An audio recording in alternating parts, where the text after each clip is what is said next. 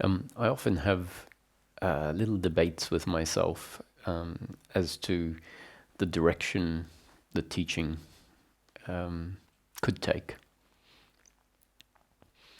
And in the end, the debates tend to always fall out because I come to the conclusion that I can't really decide this ahead of time and come up with this is how it's going to be. But to fill you in, the debate often is about three different approaches. One is an approach where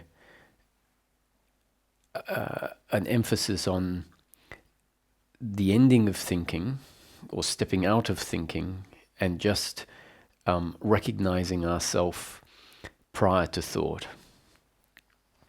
And that, I guess, is what a lot of what I call the awakening teachings, or what I call the top-down teachings, are focusing on. And the emphasis in those teachings is to break the habit of thinking logically, thinking in terms of causality, relating to oneself as a physical entity, relating to life as an objective reality.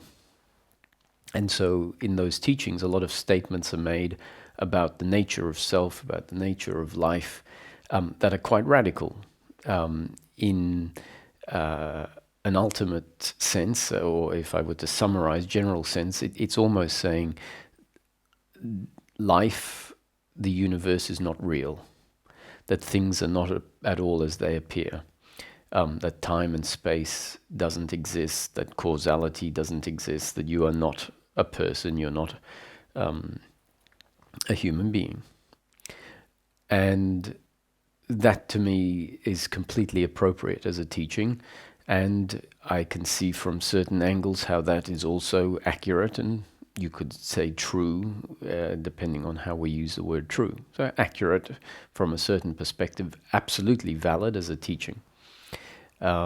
Teachings really are there not necessarily to tell us how life is in an absolute sense, but rather to bring about required changes. So that is a very valid teaching process that I'm familiar with. There are all sorts of teachings that are valid. I mean, going back all the way to teachings that tell you how to do things, how you should live, be good and don't be bad. That's appropriate for a group of people that require that type of new conditioning to bring them to another point, to bring about a required change, and then something else will come in and that will be appropriate. I never found myself seeking in that way. The seeking kicked in at a very specific point on the seeking spectrum, I guess you could say, and I found myself involved in esoteric top-down non-duality teachings. So that's in terms of what I consider putting forward as a teaching, always fits into the realm of where my seeking took place. Because that's what one knows intimately. That's what one knows beyond concept or beyond something that is learnt or told in a book, but rather, hopefully, one is talking about what actually happened, what one knows as a process, and can see, those concepts as being just the initiators of a process of thinking and seeing, and therefore bringing about change. And so when teachings are put forward, if you're talking from your own experience, then they tend to have the most power. So that's one approach that I think is extremely important within this journey towards liberation. To come to see oneself and life radically different, primarily that is to get us to see the difference between our thinking and what we can call what is. And our thinking and what is, as part of our human development, tend to be essentially blended. And our experience of ourself and life is not such that our thinking is seen as a specific layer of the experience. The experience and the thinking are essentially merged, and something fairly radical needs to happen in order for that separation, you could call a separation of the layer of thinking and the experience of life. Something fairly significant needs to happen there. And I contend that if that separation doesn't happen, then any change that happens within a layer or a dimension of knowing ourselves that is not the dimension of freedom. So certain changes could still happen when the thinking and our experience of life are enmeshed and essentially merged. So when that's the case, changes can happen, but they won't be changes that are changes that will deliver freedom. In order for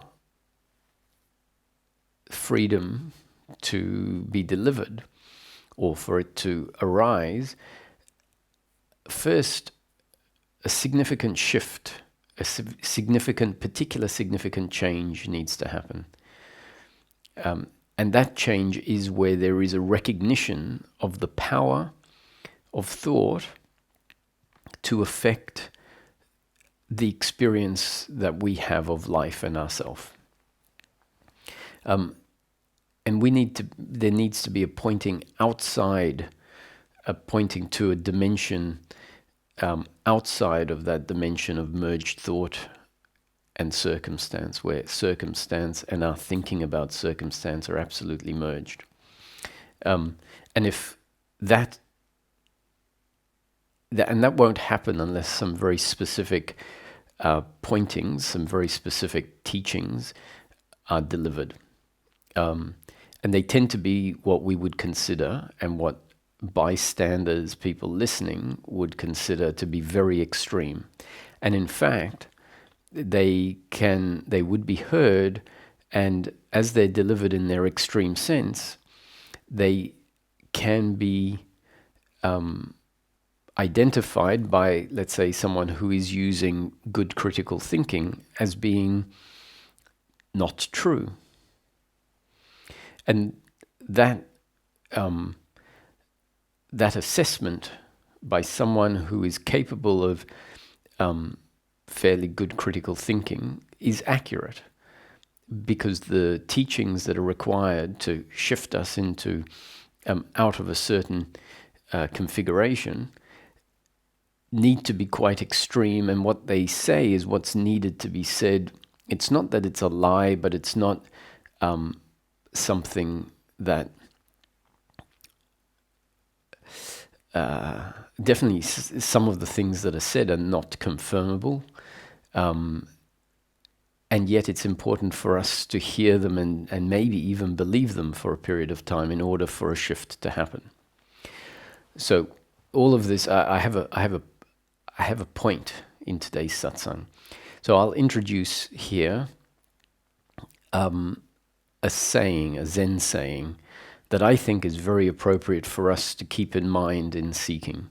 And that is that, so before the process of enlightenment, mountains and rivers were seen as real, or mountains and rivers were real.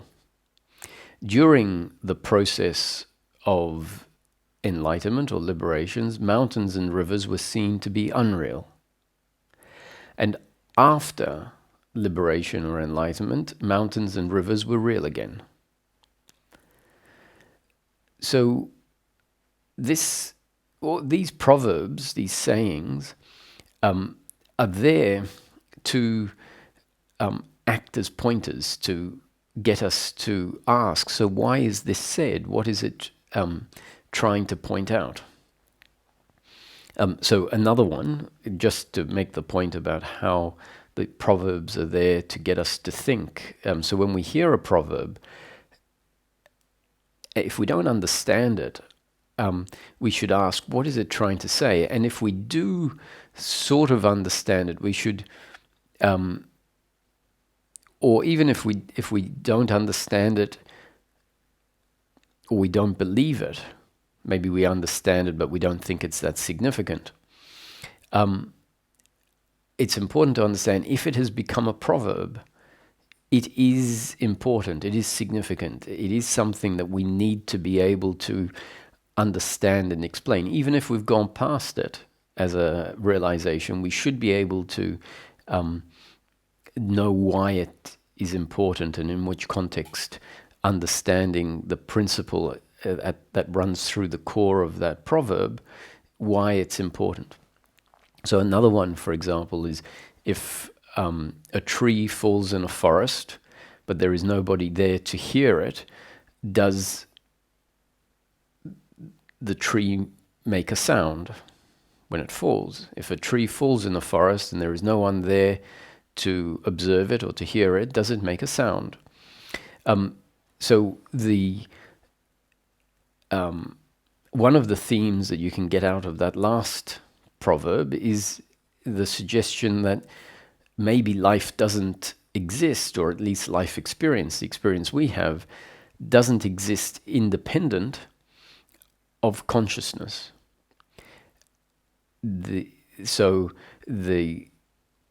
One of the answers to that question is, if there is no one there to observe it, does the tree exist? Not only does it make a sound, does the tree fall? Is there a tree to fall? Anyway, the point of that wasn't to so much go into the meaning of that proverb, but it's to show that there are these proverbs that we might not have thought about, we might not think they're that important, we might not understand, but they're there because they're stemming out of an understanding or a part of an understanding that is very important. So they get turned into a proverb so that people remember them and think about them. So this other proverb, which is before enlightenment, mountains and rivers were real. During the process of enlightenment, mountains and rivers were unreal. After enlightenment, mountains and rivers were real again. What it's suggesting is there are phases. We have another proverb that everyone's heard, more or less everyone. Before enlightenment, chop wood, carry water. After enlightenment, chop wood, carry water. It doesn't say anything about during enlightenment there. Maybe it's during enlightenment, I have no interest in chopping wood and carrying water because I don't think I exist. But we don't need to add that in. But once again, they're not that proverb is not exactly the same as the other. But it's sort of saying not much changes before and after. And the proverb I brought in about the mountains and rivers is they start off with mountains and rivers being real, end up with the mountains and rivers being real, and in that one there's a middle phase where mountains and rivers were seen to be unreal. So maybe when originally mountains and rivers were seen as real, then something happened where they were seen as unreal, and then we get into another phase where they're seen as real again. Maybe it's not exactly the same seeing them as real as before the process. But nonetheless, it does say they were seen as real again. It doesn't bring in a distinction. Now, there is a distinction, but let's not get too carried away with what the distinction is. Sometimes what we imagine the distinction is more than maybe what the proverb would say the distinction is between the mountains being seen as real before the process and after the process. So clearly, this middle phase does something. It has to have an effect, and if it has an effect, then there's a consequence to it. But what is important is it's showing that there is a phase after a phase. Well, it's really telling us there are phases. Now, there's another proverb in the scriptures, in the Indian scriptures, it says, don't mistake knowledge for understanding, don't mistake understanding for awakening, and don't mistake awakening for liberation. So once again, it shows a progression, and each of those different stages essentially are denoted by don't mistake knowledge for understanding, don't mistake understanding for awakening, don't mistake awakening for liberation. Now, we could hear them and just say, oh, well, they're just four different things that coexist, and we just have to be clear about each one. So information, understanding, awakening, and liberation. Whereas I'm suggesting that they are sequential, not necessarily completely linear, sequential, but we could say sequential phases. There's another. The Four Noble Truths. They too describe progress, essentially, on the spiritual path. Not personal progress, the achievement of an individual, look what I have done, I have progressed, but a description of a process of change that we get ushered through. So the first noble truth, life is suffering. So that's a bit like stage one of Alcoholics Anonymous, where you just go in there, and if you're not, I don't really know the 12 steps, but from what I've gleaned, if you can't even say, I'm an alcoholic, my name is Tom and I'm an alcoholic. If you can't do that, you're not really even at step one. And so the first noble truth is the realization life is suffering. And then the second noble truth is understanding that there is a way out of suffering. And then knowing the way out of suffering, which is where we start to learn the causes of suffering and how life needs to be seen in order for those causes to dissolve, and so on. So once again, it shows us a progression. So my whole point here is that when I'm giving, within the teaching, I often debate, okay, so which path, what is the focus? Because I think teaching with focus, a teaching that has focus, is powerful because it's repetitive and it comes at the situation from one angle and it sticks to that, and it deals with one major obstacle or an obstacle that exists at one particular point of the process. And so sometimes I think, okay, so let's pick one. You have, as I said, the awakening, which really means a shifting outside of thought, outside of the dimension of thought.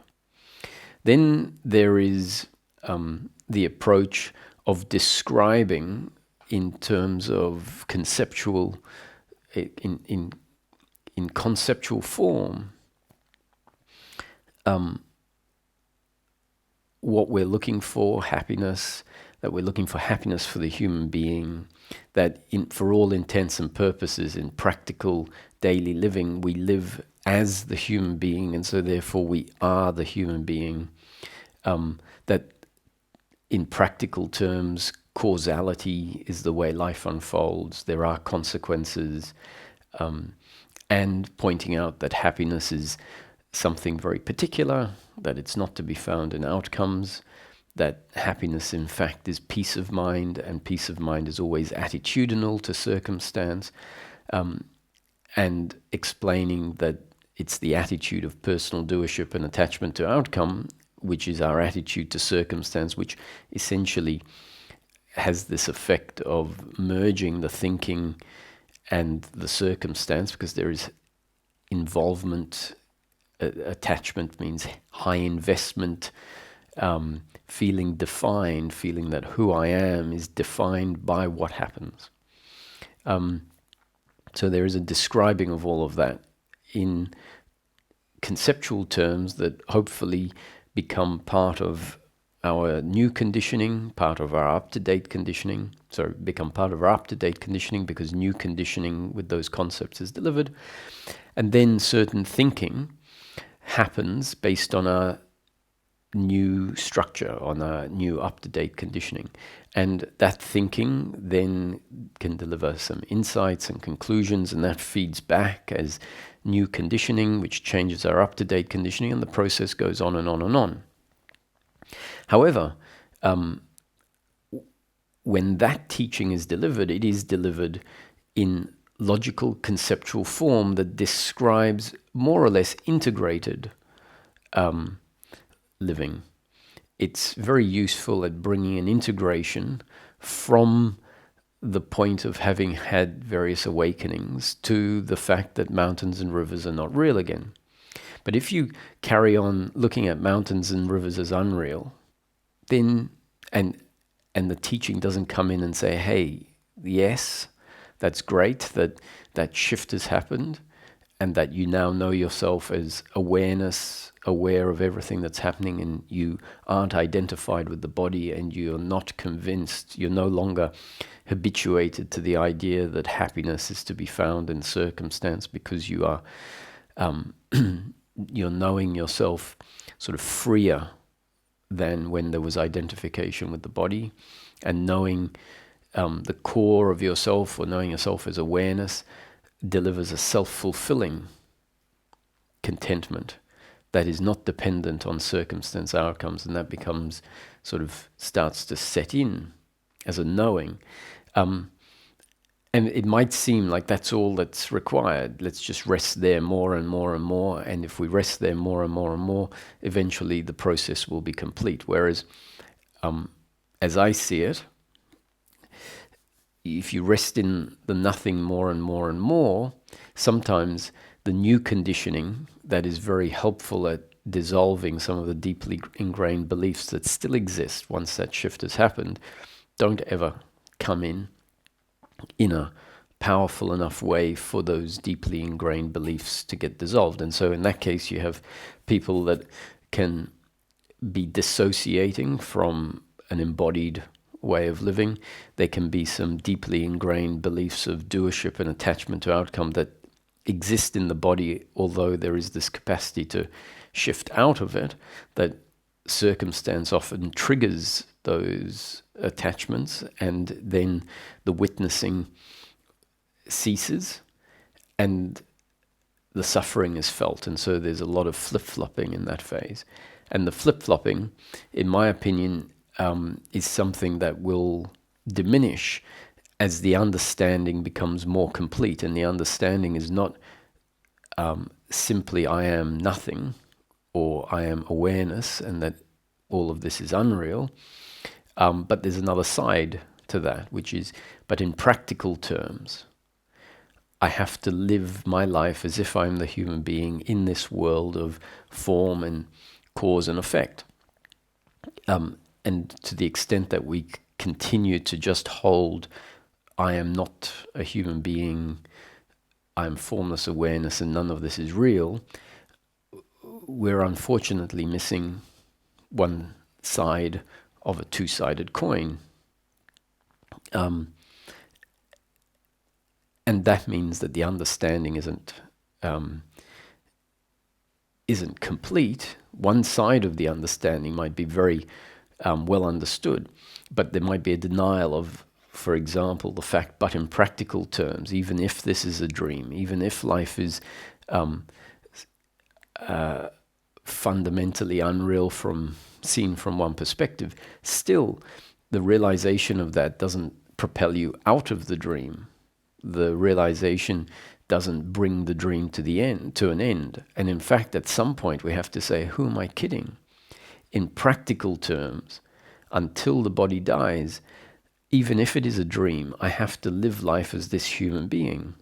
And I have to relate to the table as if it is real. And in practice, it is real because it holds my plate and my cup and my knife and fork.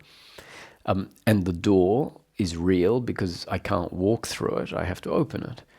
So in practical terms, we realize all of these things that are seen to be unreal need to be held in a way where this notion that everything is unreal, which is not just a belief, it's actually something that is experientially known. There is a shift in the experience that reveals how, from a particular perspective, which it does, when it reveals this, it doesn't say from a particular perspective. When it reveals it, it seems to say this is the truth and nothing else is true. So that then creates the impression that there isn't a paradox that has to be integrated. And yet there is. And eventually it will feel so uncomfortable holding just that one side of the truth that at a certain point in time, hearing something like what I'm saying now will be, this is what I needed. I knew something was missing. So I have a great utmost respect for the teaching, which is the teaching Ramesh used to put forward, which is the teaching I put forward most of the time, which is talking about life seen differently, seen as a happening and not my doing, seen as if I am an expression of life, that I have been created by life, that I have been designed in terms of the blueprint, the genetic structure, designed by life, started to grow and continually impacted by new conditioning delivered in life, which that combination of genes and up-to-date conditioning produces me in each moment, or produces Roger as Roger is. And that teaching is a wonderful teaching that integrates and allows a coming back down from the realization that what I am is formless awareness into the body, keeping in mind that actually the goal of this process is not to know life as a oneness experience. The goal is not to know yourself as formless awareness, but in practical terms, the culmination of the search, the culmination of the spiritual journey is to deliver a very practical outcome. Otherwise, what's the point? What's the point to sort of know the truth if that doesn't have a significant consequence? We might think that I'm looking for truth just because, well, truth must be worth having or worth seeking for. But why? And at some point, if truth didn't deliver something practical, it wouldn't be worth seeking. And the reason that truth, let's say, is sought is because it does deliver something very practical. It delivers the end of suffering. And so at some point, our seeking can start to be focused on a seeking that is now looking for this practical result, the end of suffering, rather than being obsessed with seeking to know oneself as what is described, what we're described as in the awakening teachings. We're described as awareness or consciousness, and that is said to be truth, and everything else is said to be illusion. And so in that phase, we're not looking for peace of mind, we're looking for the truth of what we are. And life is described as oneness and not separation. Separation is described as the illusion. And oneness is the truth. And so that's what the seeking is about at that phase. That's what the new conditioning has made it about. And it's very valid for that phase, because what it does is it removes us from practical daily living and trying to find a practical solution, which you might say, well, but didn't you say that what needs to be delivered needs to be practical, otherwise what's the point? And I say, yes, but we have to put the horse before the cart. rather than the other way around. So those teachings are very powerful because they aren't focusing on the micro aspects. They're not focusing on the bottom-down approach, which looks at all of the interconnectivity of things. In fact, it's saying, no, that's the realm of illusion. Take a big picture view and don't worry about thinking, because all of your thinking is based on your assumption that life is causality, that form is real, that the other is real, that you're real, that time is real. And so if you keep thinking that way, you are just going to keep the false idea of life, the false idea of yourself in place. And so the top-down teachings that aren't focusing on a practical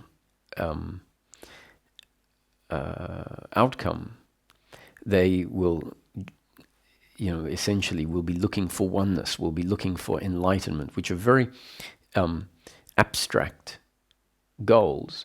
And that's good. Abstract is good when you're not, when the teaching is trying to, or the methodology is trying to get you to stop thinking. The more abstract something is, the better it is. If it's not abstract, if it's concrete, then you can think about it. And if you think about something that's concrete, the thinking makes sense. And if the thinking makes sense, we keep doing it. So the more abstract something is, and the more we're told to that thinking is the problem, then the more chance there is for there to be a quietening down of the thinking. Now, for many of you, you would have heard me say and bring out this difference in the teaching where there are all the descriptions given. And one of the very important distinctions is the difference between the thinking mind and the working mind. And why the thinking mind and the working mind come into the picture is because we describe that what we're really looking for is peace of mind, and peace of mind is the end of suffering. And often there is a notion, which is valid for a preceding phase, that enlightenment is about the end of thinking. And that all thinking is the problem. And at some point, these beliefs need to be corrected so that they're more accurate. And so if we're looking for the end of suffering, it makes sense to see what is suffering. And it turns out that not all thinking is suffering. There is a whole range of functional thinking that doesn't fit into the category of suffering. And so this distinction of the difference between the working mind and the thinking mind is made. And the working mind is described as functional thinking, which is not suffering, and it doesn't end. If the working mind came to an end, if the functional thinking came to an end, we simply wouldn't move in life. We wouldn't be able to function on so many levels that we need to function even after liberation. So the emphasis on let's look at what the thinking mind thinking is. Let's look at what the suffering thinking is. And it's described that the suffering thinking stems from the psychological me identity that has been put in place. And this psychological me is based on the deeply ingrained belief that I am a separate independent entity that has complete control and orchestrates all of its thoughts and its actions and its feelings and its emotions, and is in control of that, is in control of how it shows up in life in each moment.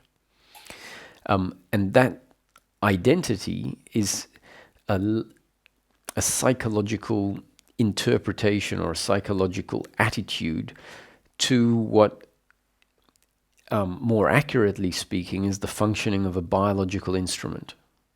So the human being is a very complex biological instrument functioning a particular way. And this belief in personal doership says, well, I'm not a biological instrument. What I am is the one in charge of whatever I do. And I don't function essentially automatically given a particular circumstance. So that's the attitude of the me, which is often referred to as the ego. Not in this teaching. The ego is described as something different in this teaching, but traditionally, and in other teachings, the word ego usually means the belief that I am in control and orchestrating things, and then all of the ego functions based on that assumption of being in control and being better than, seeing oneself as better than the other because of one's own achievements and one's own effort. And that then means I can judge the other as not being as good because they're not working hard enough or whatever.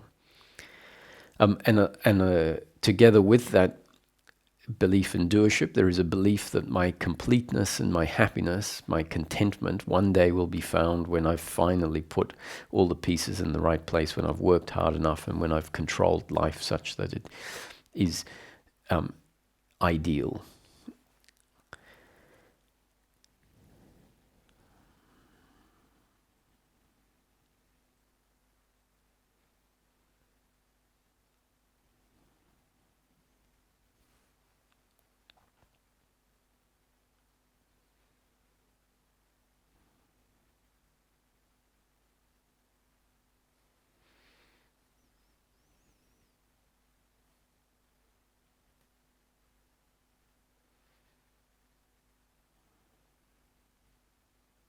So that's a teaching that I have a huge respect for, because what it does is it brings the awakening teaching down to the level of practical daily living, which is where we have to continue to live our life.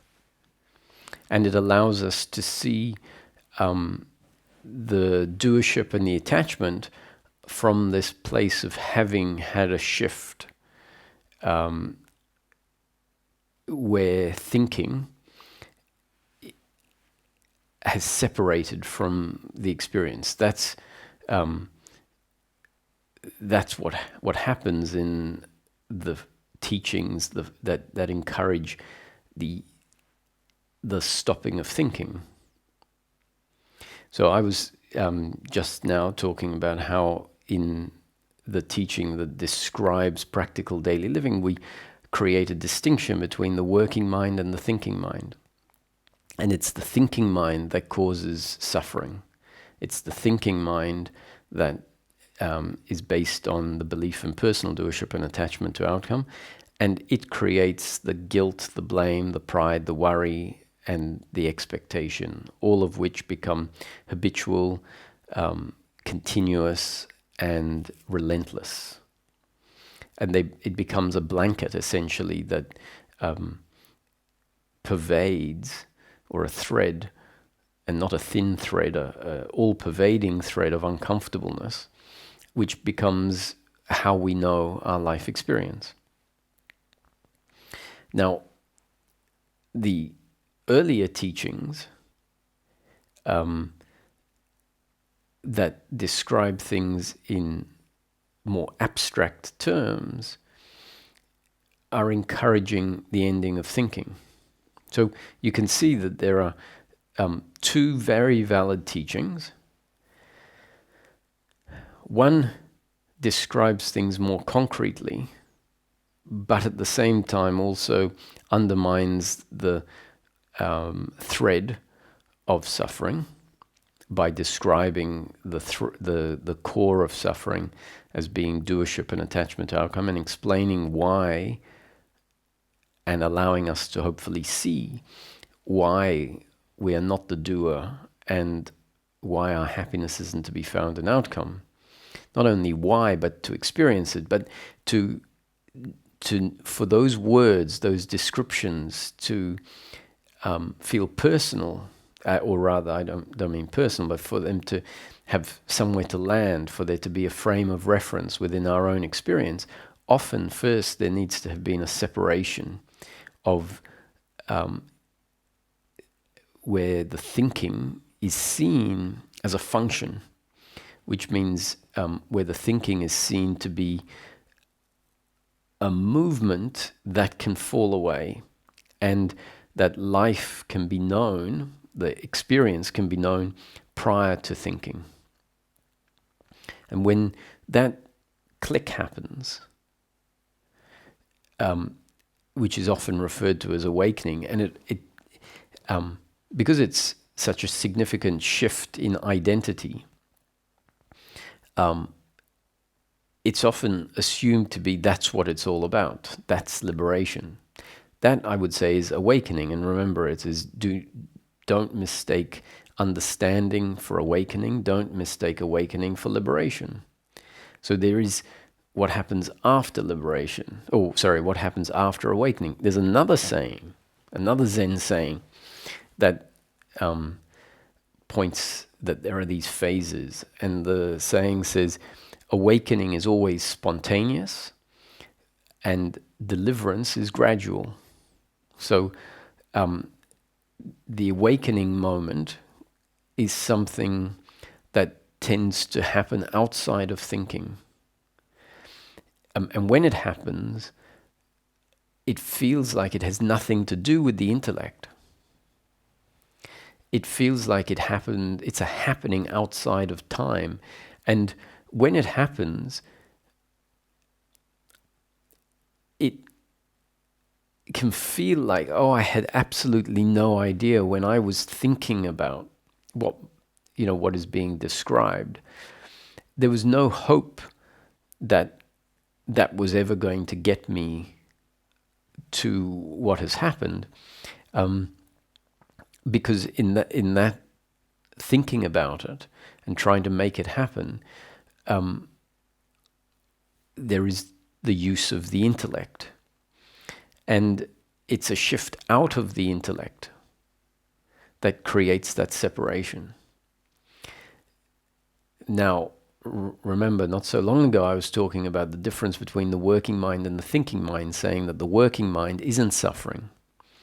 The working mind is functional thinking, and suffering, which is what liberation is from, liberation is the end of suffering, or freedom from suffering, is about the thinking mind.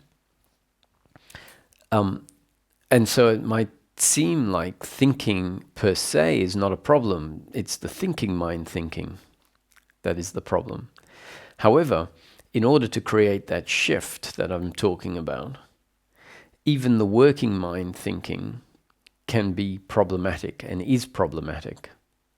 Because the working mind thinking is functional thinking, but it still assumes a life of causality.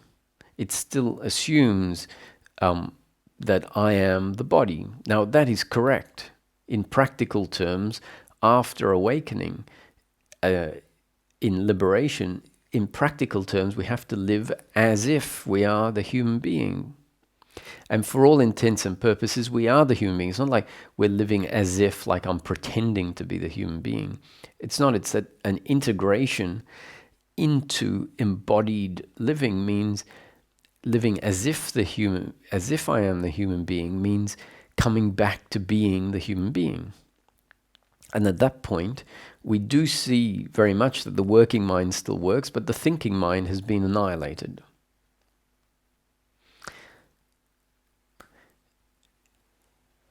So if at the end we have the working mind functioning and no thinking mind, we might think, so there's no problem with the working mind.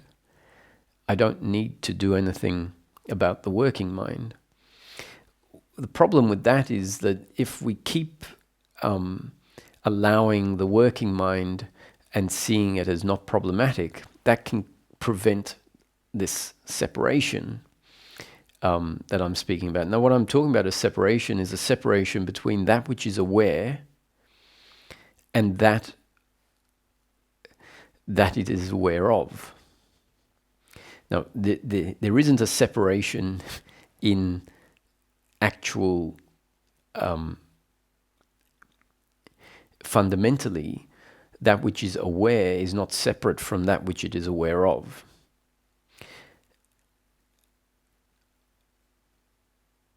We start off with awareness being identified with the objects, especially the object of thought. And so when that's the case, there is a feeling that they are not two. And that feeling, that awareness and the thought and the body are one, it's not really a feeling, it's just that there is no space between them. So that's what I'm calling the feeling of identification. And if we're delivered a process, if it's destiny for us to go through a particular process and some shifts happen, especially the letting go of thinking, then what feels like a separation, a non-identification happens. And there is an awakening to a formless witnessing awareness, and the sense of self resides in that formless witnessing awareness. And the objects that are awared become clearly known to be just objects that are free of subjectivity, that are not what the subject is. Now, in our normal daily life experience, it's very clear that the table is an object, and I am not the table.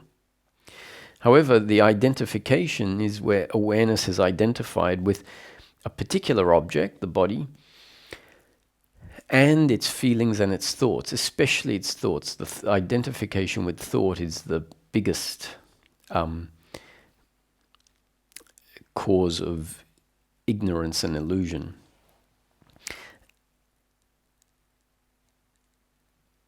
And through this methodology that I'm speaking about, the top-down teachings, a lack of interest in maintaining certain certain assumptions about life. So a lack of interest happens in maintaining certain assumptions, and then this disidentification can happen. And the disidentification feels like the awareness separates from the objects it was identified with. And then, just in the same way as when that identification is there, the body knows that the table is an object outside of itself, and that it is not the table. When this disidentification that I'm talking about happens, the body and the thoughts and the emotions are effectively seen as objects by the witnessing awareness, which is what we can say is what we truly are within the scope of that teaching. That means that the subjectivity, the subject means that which exists, that which is existence, or is I, is isness, is clearly known to be the formless awareness that is aware and not the objects it is aware of. So that's why it's called a disidentification, or a change in identity. So previously one knew oneself as the body, as the person, as the human being. And this shift happens where there's essentially a separation, and that's why it's called an awakening. It's an awakening to what we really are, which is the awareness that is aware of all of life. And then in that moment it becomes aware of the body as an object, not as the subject. So Nisargadatta has a proverb, and it said, we start off knowing ourselves as a three-dimensional object, as a body walking through life, an objective reality of time and space. And then, in an instant, we know ourselves as the awareness in which the body and the world arise. So we start off by knowing ourselves as a body in a world of time and space, and then we awaken to our true nature as the awareness in which the body and the world arise. So a radical shift in how we know ourselves. A shift from knowing ourselves as the body to knowing ourselves as formless awareness. Now, how does that happen? It happens by a withdrawal from an affirming of life the way we have known it to be.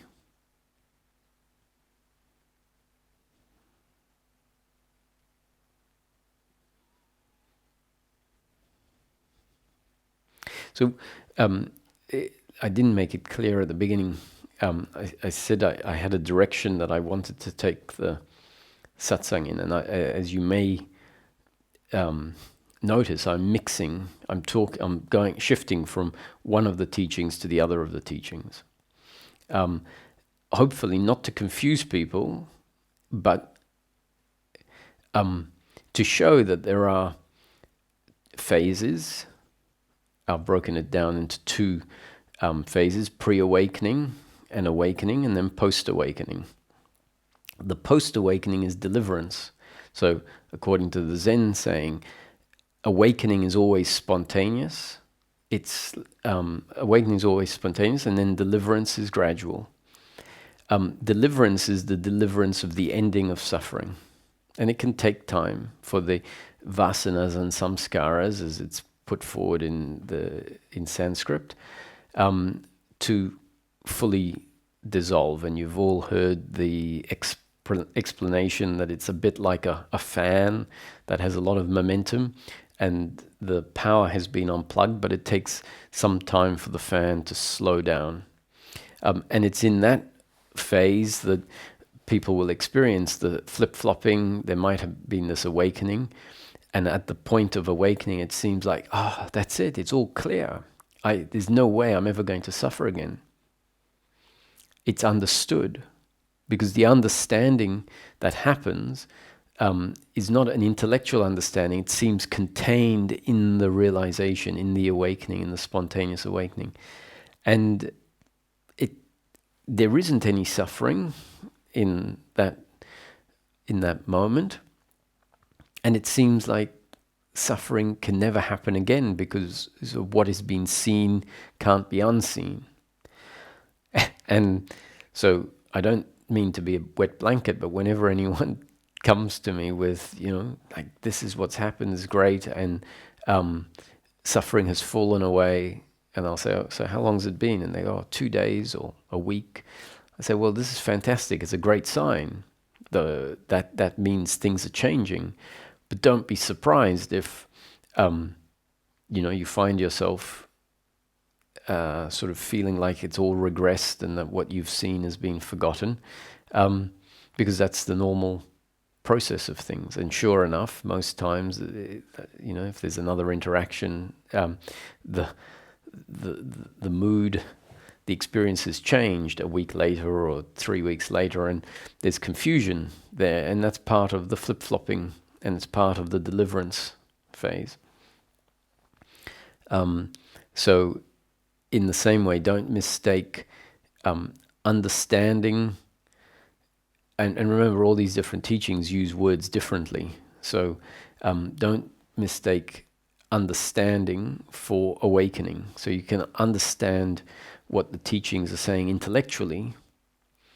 The awakening is where there is essentially a shift outside of time and space into the timeless, into knowing oneself as formless, where seeking for outcomes seems completely irrelevant to the formless awareness. It's like the formless awareness has no interest in outcomes. The body, on the other hand, is interested in pleasure and pain and outcomes. Formless awareness is that in which everything arises, and it's still and silent. It doesn't think. It's just aware. So its motives are radically different. It doesn't have motives of the psychological sort. It is just that in which everything is happening, which is why it's called witnessing. It's witnessing without a witnesser. There is just witnessing happening.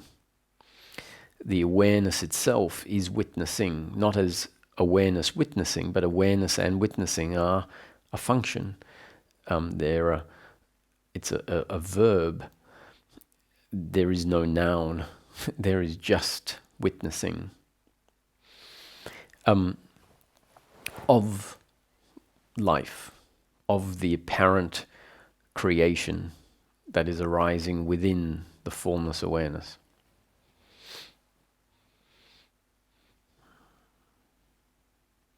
So the awakening is spontaneous and it's outside of the intellect. So if we're at the point where this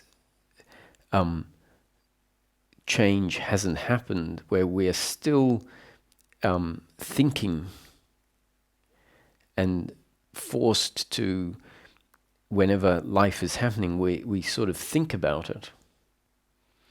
We label everything, which is subtly confirming life as we've always known it. If that's still happening, then we're encouraged to see life differently, and the teachings will give us some hints, like you are not the body, you are formless awareness, and then we might go into thinking about that. And one of the biggest hints is you're not going to know yourself through thought. Even the working mind thought. So if the aim is to find that dimension outside of the spectrum of interconnected opposites, outside of good and bad, that, the place where life is neither good nor bad, life just is, then our thinking needs to be delivered a significant blow.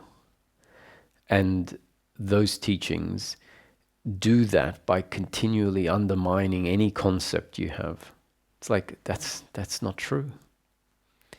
You keep assuming that, we might have a question like, well, where does God come from? If God created everything, where does God come from? And it's like that you, by thinking those thoughts, you bring into existence a before, you bring into existence time, you bring into existence God. It's just stop.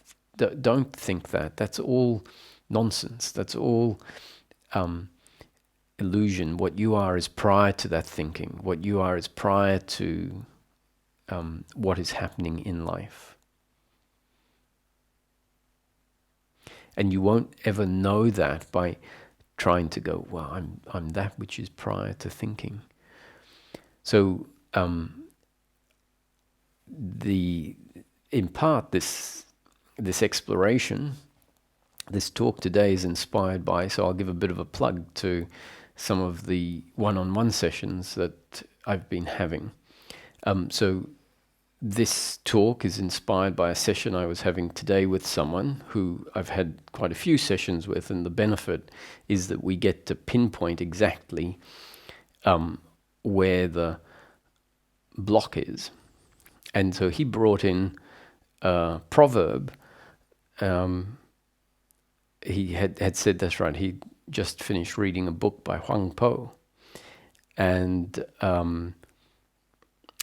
one of the points that was mentioned is this point about discursive thinking. So discursive thinking is the problem. And then the follow-on was, and to think that discursive thinking is the problem is incorrect.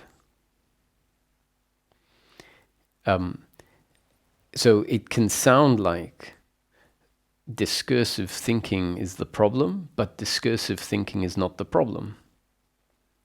Whereas if we narrow it down, it's saying discursive thinking is the problem. And so it's that concept, that is a concept that says discursive thinking is the problem. So the information has to be delivered in the form of a concept, which when it's received is going to become a thought. So someone would say, okay, so discursive thinking is the problem. And then the follow-on is, and thinking that discursive thinking is the problem is not correct. What it's getting at is that, so information has been delivered that says discursive thinking is the problem. And holding that concept is essentially discursive thinking.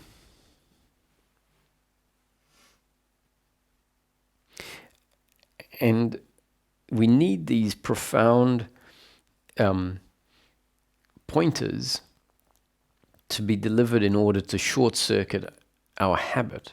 So our habit is to get information, like discursive thinking is the problem. So then what happens is we say, thank you for that information. That's great. I'll put that in my sack. And that's the problem, because we get the information and then we put it in our sack and relate to it as if that is my information, which means each time we think about it, it includes in there the me that has the information and is going to use this to get to freedom. And that's just how the human has developed. The human can't, unless some changes happen, it can't not find a position on the spectrum of thought. So if it's told that action is the problem, it will then assume the solution is inaction. Or if activity is the problem, then the solution is inactivity. So it goes to the opposite. When it says this is bad, so it looks at its opposite as good. And if we say, and the opposite is bad, it's not really bad, it's the problem. So if you go from here, you're told this is the problem, and then you create the opposite as the solution, what's really being told is the solution is neither that nor its opposite. It is off the spectrum that we are so used to being on.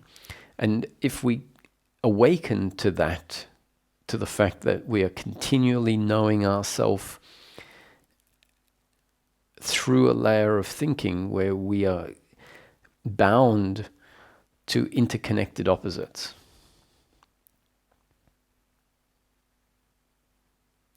And that we might see that the information that we receive keeps the me that has information, so the me that has information is actually more information. It is a belief.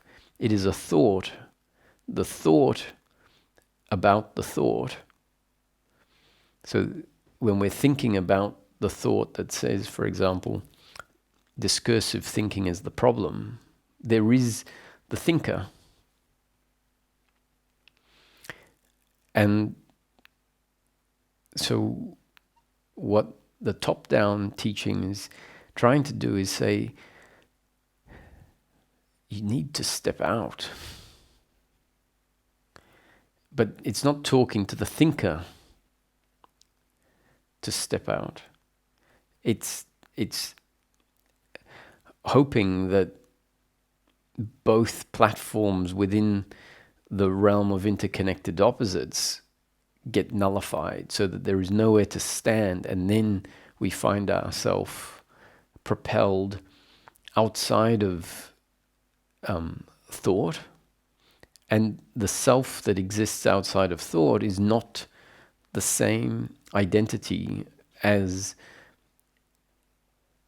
comes into existence within the spectrum of thought.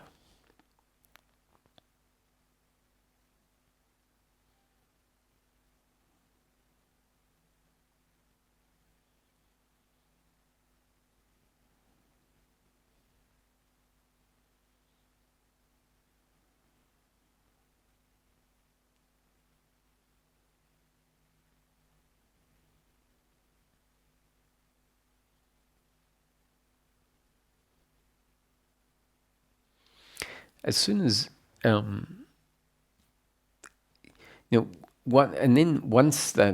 once we find that dimension outside of thinking, which really means it's not already we find it, it's when life hits us a certain way, when the proverb is understood, and we're propelled outside of knowing life based on, let's say, I am a failure. It could be someone's narrative, I am a failure. And we say, you're not a failure, right? And in some teachings, there's a phase where, someone is so convinced that they're a failure that the teaching comes in and gives them affirmations. You are, a god or a goddess. So it counters the I am a failure with I am, divine. Now, what are you if you are neither a failure or divine?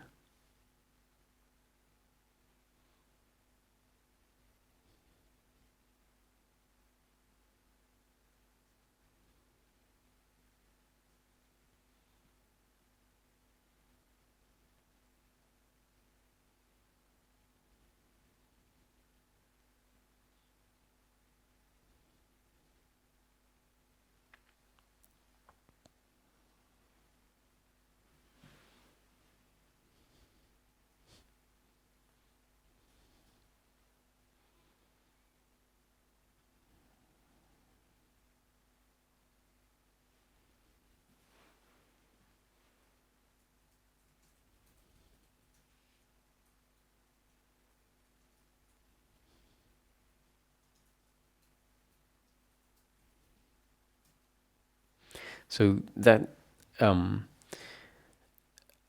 may require, it does require a lot of instruction that keeps hammering home this point, hammering home the point of how our thinking keeps us caught in the assumption of life being a certain way. So each time we think about something, there are a whole lot of labels in the thinking, because each word essentially is a label. Each word has a definition. And a lot of the words are definitions of objects, like a table, a chair, a light.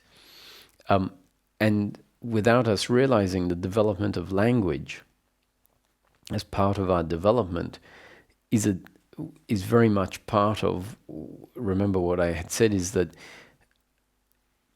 this identification with thought is where there is a merging between the life experience and the thought of the life experience, where they aren't known to be different. And we need to see the difference between what we think about life and life itself, because the two have merged, and we just assume that what I think about life is life. And so as part of our human development, we have language gets put in place, and language is essentially the capacity to string together a whole lot of words to make coherent concepts. And those words are labels for objects and actions in life. And so by default in our thinking, there is separation. So our thinking brings into existence a world of separateness. And in a world of separateness, of many objects, then time and space become essentially as real as the objects. As soon as we have separate objects that move as part of life, and we see them as moving independent of each other, it creates that whole cognition of the external world as a whole lot of separate objects moving creates time and space. And because they are seen from the perspective of cognition, of thinking in particular, then the subject is assumed to be the thinker, or the thinking includes a thinker of the thoughts.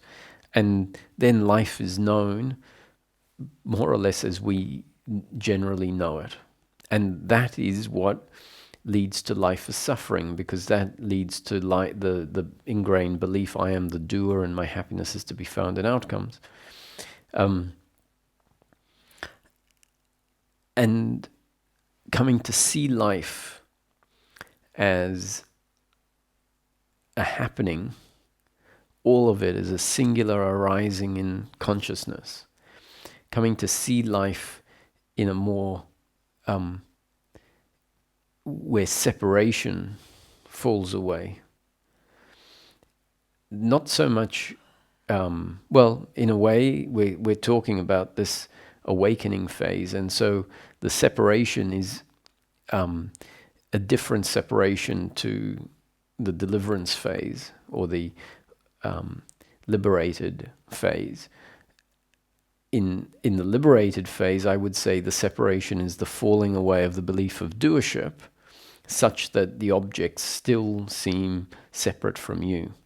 In the awakening phase, it is about the falling away of boundaries, of seeing boundaries between objects. And believe it or not, the boundaries are seen between objects because we have language about that refer to the objects, and the language is made up of words, and words are individual words with individual definitions that relate to essentially individual objects.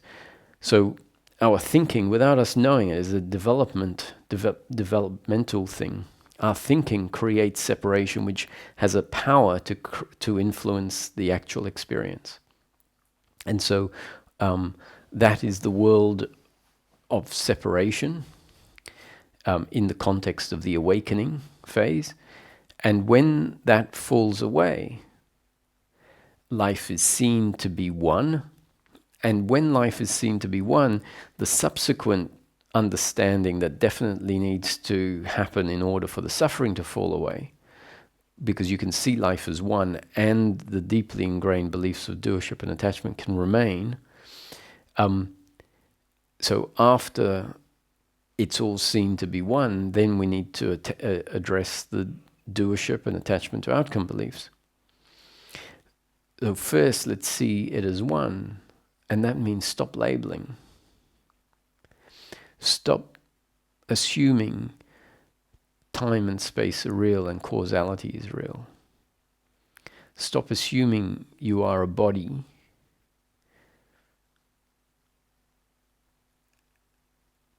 And allow life to be seen from prior to the body. The body is just an object, like the table or the books. And in those moments where life is allowed to be, with no labeling it as good or bad, with no labeling it as it should or this should or shouldn't be, without labeling a tree as a tree, without assuming we know where the tree came from, without assuming that the tree once was a seed, without assuming that the ears are doing the hearing or the eyes are doing the seeing.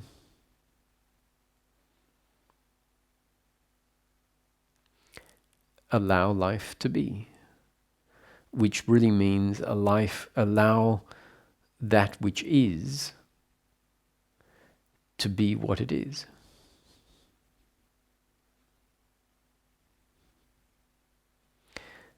This may start to show us the difference between what is and our labeling, our idea, our narrative about what is.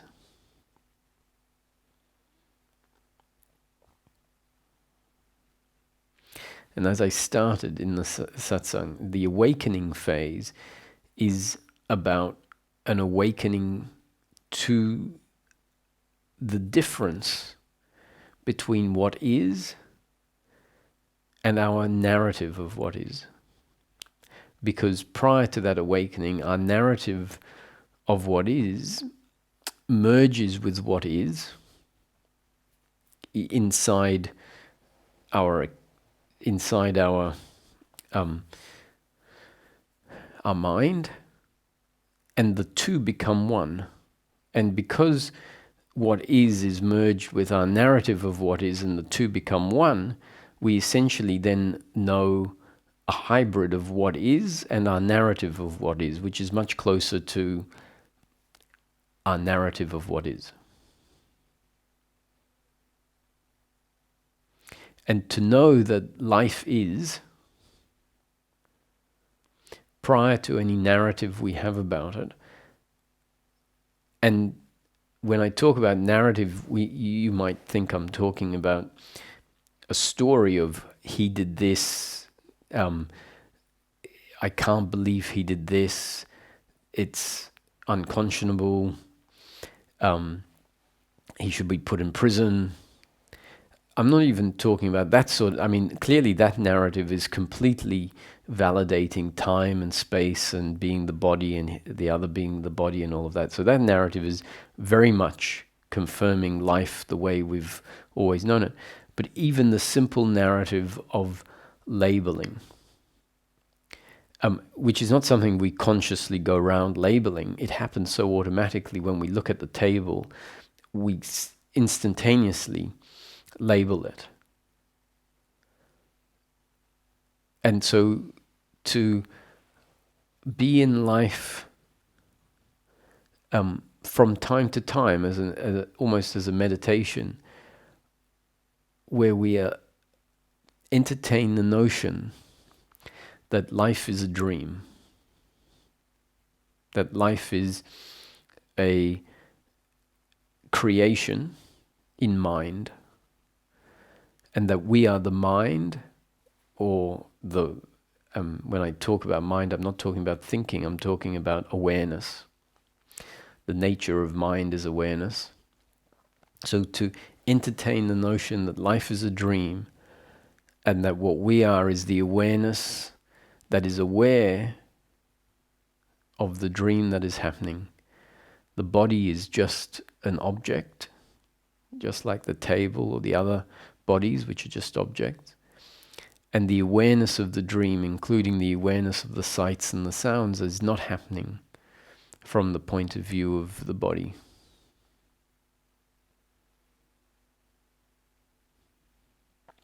And knowing life as a happening, witnessing it, is never going to happen because we think that into existence. There's awareness present right here, right now, and the function of awareness is to be aware. We don't turn that on. We don't say, oh, in the meditation, in the exploration, I have to be aware. Awareness is always aware. It's like fire is hot. It isn't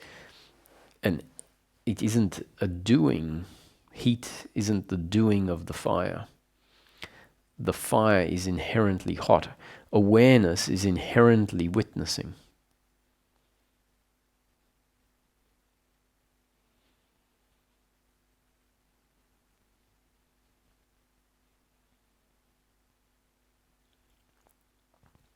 And awareness can't think. Awareness can't be wise. It is just aware. So if there is any thinking, awareness can and is aware of that thinking.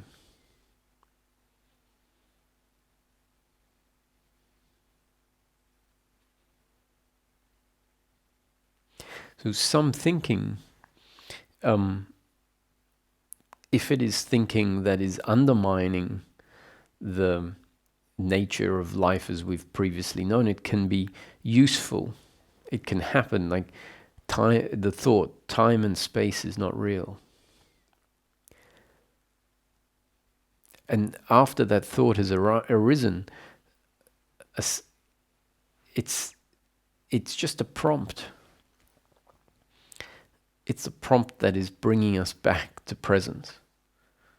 And after it has arisen, it subsides and there's a space of silence, unless it then turns into a whole narrative about why time and space isn't real. Whereas the prompt is just there to bring us outside of thinking. Because the prompt that says time and space isn't real says, so all of your thinking is dragging you into the unreal. Because all our thinking is about time and space and getting somewhere and understanding something, which is affirming I am the body, and I'm going to get something in time and space. One day I will understand. And all of this already exists.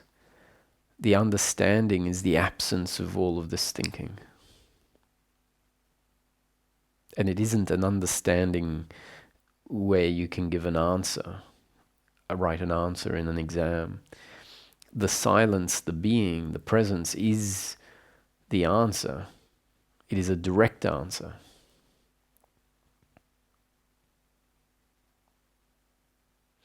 So when Ramana asks the question, who am I? Which is not really, he's not asking you a question, he's saying that is the central question to self-inquiry.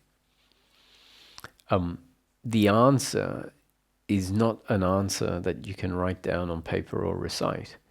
The answer is the being that is prior to thinking, the being that is here already, always, the awareness that is already here, awareing. What it's forced to be aware of is all the thinking usually. And so, because it's forced to be aware of thinking, it is merged with the thinking. And in the times when we find ourselves throughout the day stopping and witnessing life as a happening, as a dream, not from the point of view of the person, but from beyond the person.